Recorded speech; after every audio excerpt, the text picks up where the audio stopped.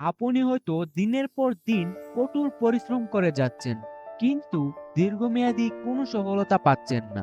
ক্যারিয়ারের একটি স্থির অবস্থানে আটকে আছেন। সারাদিনের ক্লান্তিকর সব কাজের পর বাসায় ফিরে চাপ দূর করতে ঘন্টার পর ঘন্টা ফোন হাতে সময় কাটিয়ে দিচ্ছেন। এটা যদি আপনার মাঝে মাঝে হয় তাহলে ঠিক আছে, কিন্তু প্রতিদিনকার ঘটনা হলে তা মোটেও স্বাস্থ্যকর অভ্যাস নয়। এ কারণে বিশ্বের সবচেয়ে সফল ব্যক্তিরা তাদের অবসর সময় কাটান নতুন কিছু শেখার মাধ্যমে।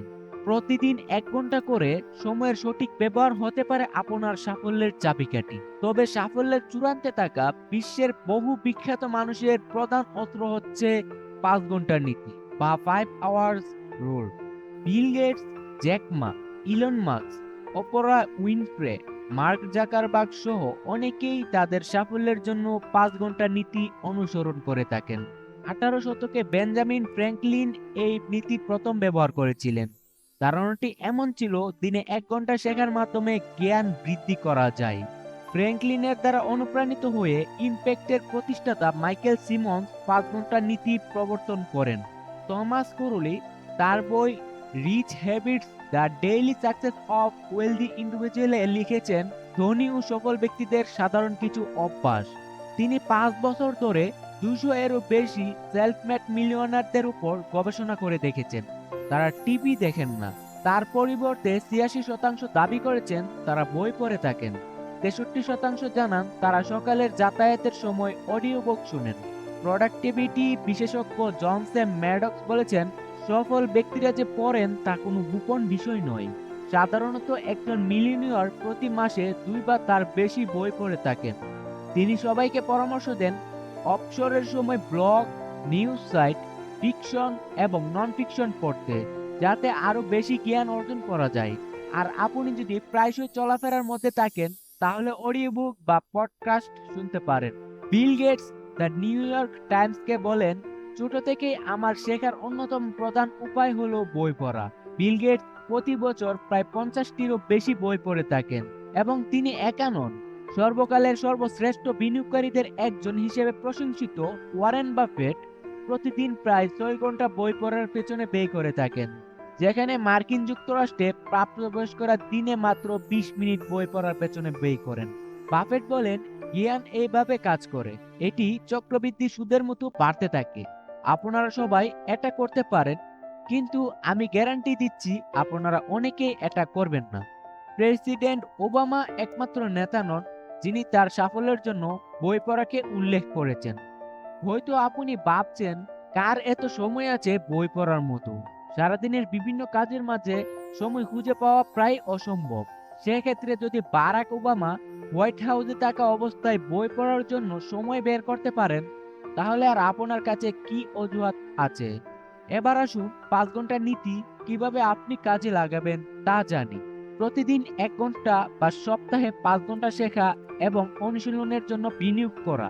এর অর্থ হলো অন্যান্য কাজের দ্বারা বিভ্রান্ত না হয়ে শেখা এবং উন্নতির জন্য আপনার সম্পূর্ণ মনোযোগ দেওয়ার জন্য সময় আলাদা করা। এটা এতই সহজ, যদিও আপনি বিভিন্ন কাজে আপনার সারাদিনের বেশিরভাগ সময় কেটে যায়। ফ্র্যাঙ্কলিন সেক্ষেত্রে দিন শুরু হওয়ার আগে সকালে 1 ঘন্টা আলাদা করে নিতেন। যারা কর্মস্থলে যাতায়াতের উপর থাকেন, তারা অডিও বুক ও পডকাস্ট শুনতে পারেন বা যাত্রার মাঝে পড়তে পারেন, কিংবা নিবেদিত শিক্ষণের জন্য আপনার দিনের শুরুতে এবং শেষে 30 মিনিট করে 1 ঘন্টা আলাদা করে নিতে পারেন। 5 ঘন্টার নীতি অনুশীলনের জন্য আমরা আজকে 3টি ভাগে ভাগ করে নিয়েছি। কৌশলটিকে সহজভাবে অবজার্ভ করার জন্য এটিকে 3 ভাগে ভাগ করা হয়। 1 নাম্বার, বই পড়া। পড়ার জন্য সময় ব্যয় করুন। অনেক সফল মানুষের অভ্যাস বই পড়া, এবং কোনো কিছু শেখার জন্য একটি সহজ এবং সুবিধাজনক উপায় হলো বই পড়া। বেশিরভাগ ক্ষেত্রে সফল ব্যক্তিরা ফিকশন কম পড়েন, নন ফিকশন, জীবনী এবং সংবাদ প্রতিবেদনের পাতা উল্টাতে বেশি সময় ব্যয় করেন। বর্তমানে ই বুকের সহজ প্রাপ্যতার কারণে আপনি যেখানে থাকেন না কেন যে কোনো বিষয়ে পড়তে পারবেন। আলিবাবার সহ প্রতিষ্ঠাতা জ্যাক মা বলেছেন, প্রচুর বই পড়ার ফলে কোনো বিষয়ে আপনি একটি ভালো সূচনা করতে পারবেন, যা প্রায়শই আপনার সহকর্মীরা পারবে না। যারা প্রচুর বই পড়েন তাদের বিভিন্ন বিষয়ে জানার সম্ভাবনা বেশি থাকে। আপনি যদি প্রথমেই প্রতিদিন 1 ঘন্টা বা তার বেশি পড়ার প্রতিশ্রুতি দিতে না পারেন, তাহলে আগে 20 থেকে 30 মিনিট দিয়ে শুরু করতে পারেন। 2 নাম্বার, ভাবনা। আপনার কাজের বিষয়ে ভাবনা চিন্তা থাকতে হবে এবং এটির পিছনে সময় ব্যয় করতে হবে।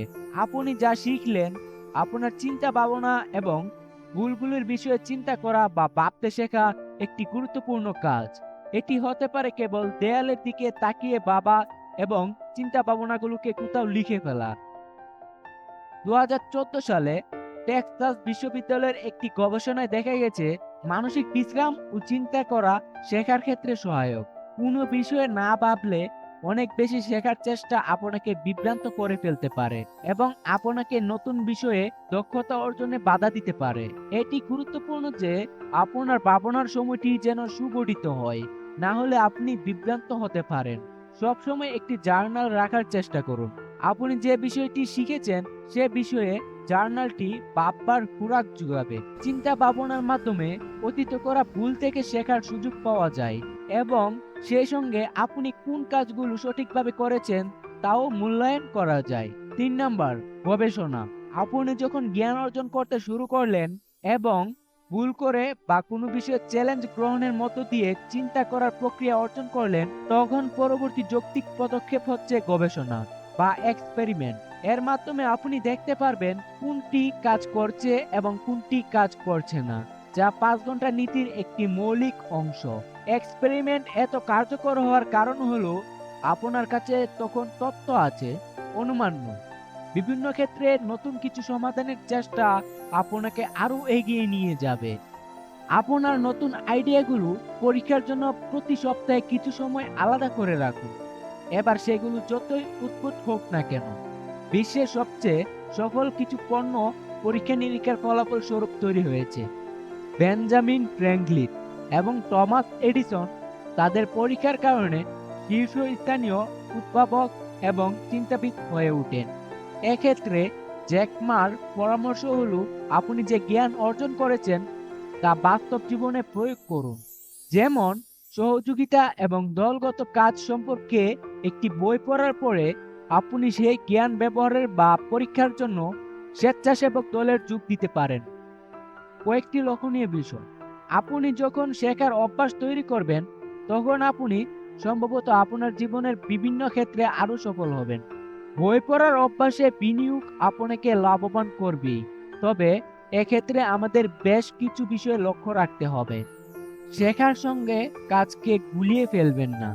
শেখার সঙ্গে কাজকে গুলিয়ে ফেলা সহজ এবং এভাবে আপনি আটকে যেতে পারেন। আপনি ভাবতে পারেন সপ্তাহে 40 ঘন্টা কাজ করা আপনার উন্নতির জন্য যথেষ্ট, কিন্তু সেটি খুব কমই হয়। আপনি যখন প্রতিদিনের সমস্যাগুলোতে মনোনিবেশ করেছেন, আপনি নিজেকে বিকাশ এবং বৃদ্ধির জন্য সময় দিচ্ছেন না। প্রতিদিন কাজ করতে গিয়ে কিছু শিখতে পারেন। এই আশায় বিপরীতে 5 ঘন্টা নীতি ইচ্ছাকৃতভাবে শেখার বিষয়ে গুরুত্ব দেয়। শুধু প্রোডাক্টিভিটি নয়, উন্নতিতেও মনোযোগ দিন। আপনি মনে করতে পারেন আপনি যত বেশি প্রোডাক্টিভ তত বেশি সফল হবেন। প্রোডাক্টিভিটি সাফল্যের জন্য ভূমিকা পালন করে বটে, কিন্তু শিক্ষা ছাড়া এটি অকার্যকর। আপনি যদি দীর্ঘমেয়াদী আত্ম উন্নয়নের পরিবর্তে ক্রমাগত আপনার বর্তমান কাজের দিকে মনোনিবেশ করতে থাকেন, তাহলে আপনি জীবনে খুব বেশি অগ্রগতি অর্জন করতে পারবেন না। সপ্তাহে 5 ঘন্টা নীতি মেনে চলা বেশ কঠিন হতে পারে, কারণ এটি আপনাকে তাৎক্ষণিক কোনো ফলাফল এনে দেবে না, কিন্তু দীর্ঘমেয়াদে আপনি এটিকে অবশ্যই ধন্যবাদ জানাবেন। আজকের এই ভিডিওটা থেকে আপনি যদি কিছু হলেও শিখতে পারেন, তাহলে আমাদের চ্যানেলটিকে এখনই সাবস্ক্রাইব করুন এবং পাশে থাকা বেল আইকনটি বাজিয়ে দিন, যাতে করে পরবর্তী ভিডিওটা খুব তাড়াতাড়ি আপনার কাছে পৌঁছে যায়। আসসালামু আলাইকুম।